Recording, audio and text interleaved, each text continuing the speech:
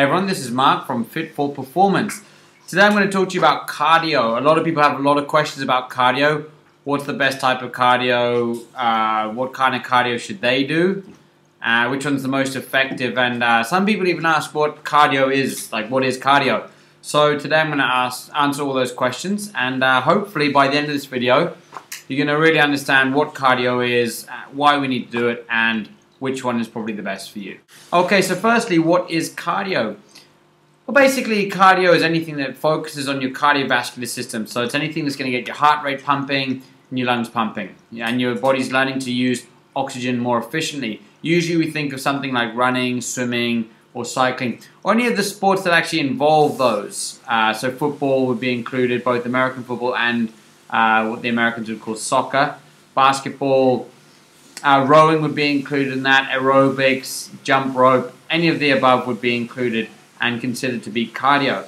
Now cardio has a lot of benefits for everyone. The main benefits that most people think about are weight loss, okay, but there are heaps of other benefits. So cardio is something that everyone should implement in their training program, whether you're trying to gain muscle, lose fat, lose muscle, whatever you're trying to do, you should have some cardio in there, okay?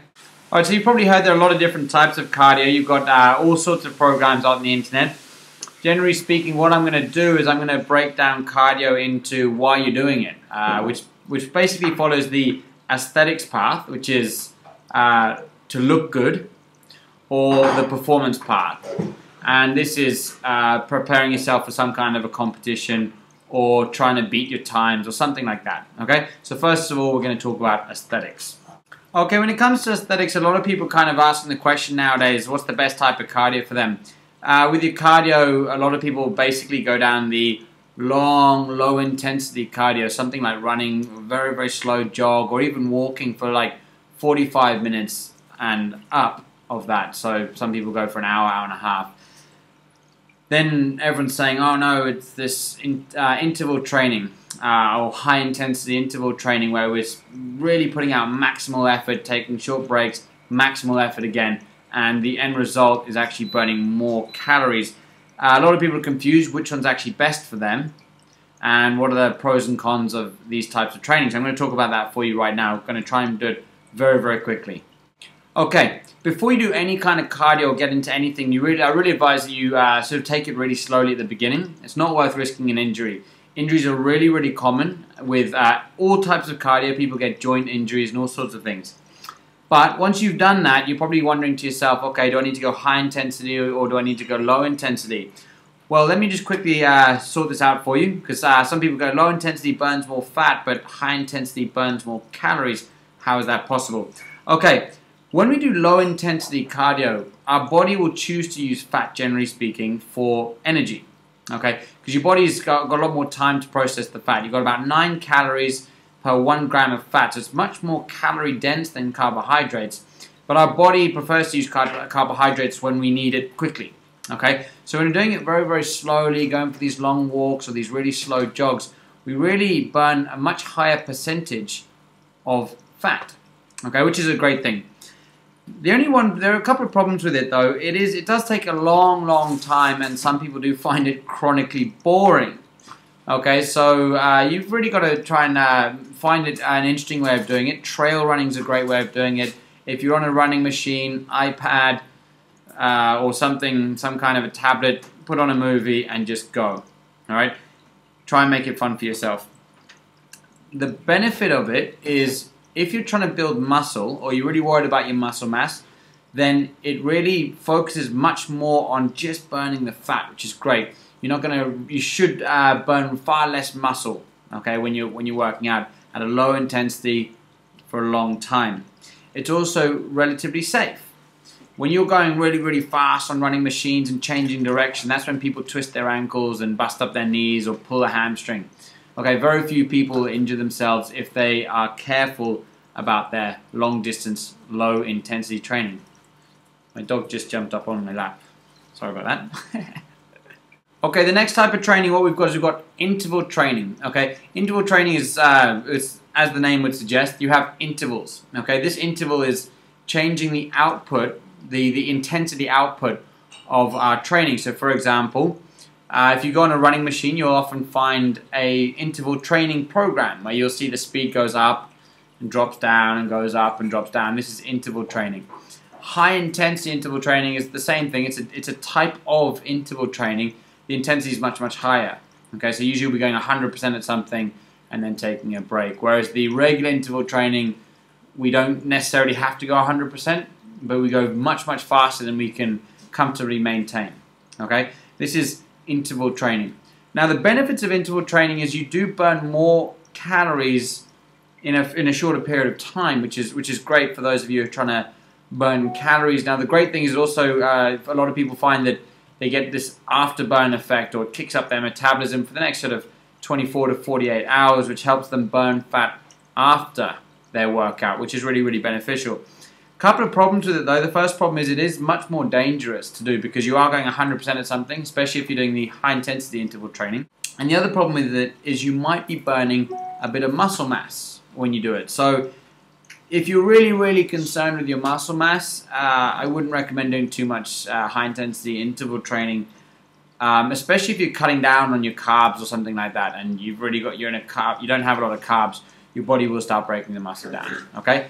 For me personally, I like doing both high intensity and low intensity. I like to be a jack of all trades, I guess, master of none. But okay, so that's basically the aesthetics part. You do have, and now both of these types of exercise that I just described for you, the low intensity, long duration, and the high intensity or the interval training, that can be applied to anything. You can be doing it with running, walking, sprinting. You can be doing it on your bicycle. You can be doing it in the swimming pool, on the rowing machine. There are many, many ways in which you can do this, and there are lots of programs on the internet for you to follow. I hope now that if you're going down the aesthetics path, which type of plan is better for you. Okay, you'll probably understand which one you should probably choose. So, up next, performance. So when we talk about performance, this one's actually a lot more clear cut. What we're really looking at doing is you have your mind on a certain goal. Okay, so if your mind is to run a marathon, high intensity interval training and lots of sprint work is not nearly as necessary. Okay, however, if you're a 100-meter runner, then your 100 meters is much, much more important. What I would suggest with you, if you're doing focusing on performance, is really focus on the movements that are necessary for your sport.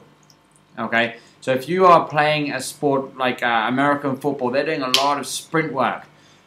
Going out for sort of 42-kilometer runs or a 26-mile run is completely unnecessary. You're going to lose a lot of size. You're going to get much, much smaller. You're going to be stressing your joints, and you're not going to be performing better. So you want to be looking at this fast, high-intensity training, weight training program. If you're looking at doing the distance things, you don't really need to be spending too much time on the sprint work. I do it once or twice a week, but I do a lot more of mine at either interval training on the treadmill, where I'm going between sort of two relatively high speeds, and then just spending about a minute or two in at each speed for about 30 minutes. And then on other days I'll be doing long endurance, then I'll be doing race pace. But really the key here with performance is a lot more clear cut than aesthetics. Aesthetics is everyone's going to argue about which one's actually better, but performance is pretty simple. Whatever it is that you're planning on competing in, do as much of that as possible. Now, if you're playing a sport like football, what you really need to do is look at the type of training that you do. So football, I mean, like in England, if you're in America watching this, you'll be calling it soccer. You really want to look at the type of movements that you're doing. You're doing a lot of speed work, changing direction. You're doing a lot of sprint work, but you're playing for 90 minutes, and it's quite a long, non-stop, fast-paced game. So you really need to be looking at both types. You're looking at a lot of endurance there, and you're looking at a lot of sprint work and speed work. So when you're looking at performance, if you've got a sport that you need to train for, have a look at the types of movements you're doing in the sport and try to mimic those in your training, and you'll find that your performance should step up. However, be very careful before you compete. As always, make sure you taper off. You don't want to be going right up to competition day and you are worn out and your body is just trashed from training. That's not going to be the best idea. Okay. So anyway, that's it from me for this video. A little bit longer than I was expecting it to be, but there's quite a lot to say.